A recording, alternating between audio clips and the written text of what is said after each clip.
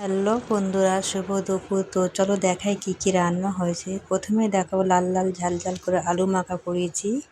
এদিকে আছে তোমার পটল আলু ভাজা। বাজার থেকে পটল নিয়ে আসা হয়েছে, লাল লাল করে একদম ভাজা করেছি দেখো বন্ধুরা। আর আছে তোমার উচ্ছে দিয়ে নোটে শাক ভাজা করেছি। তো বন্ধুরা, এরকম কারা খাও কমেন্টে জানিও। আর গরমকাল মানে টক ডাল। তো দেখো আম কিনে নিয়ে এসে টক ডাল করা শুরু করে দিয়েছি। দেখো ডালের কালারটা কত সুন্দর, তোমাদের নাড়িয়ে দেখালাম আমি কালারটা। তো এদিকে আছে তোমার গরম গরম ভাত। দেখাই তোমাদেরকে, দাঁড়াও, খুব গরম, যেহেতু ফ্যান ঝেড়েছি সবে, তোমাদেরকে দেখাই। দেখো কিরম ধরছে, একদম গরম ভাত। তো এরকম পটল আলু ভাজা কারা কারা খাও কমেন্টে জানিও।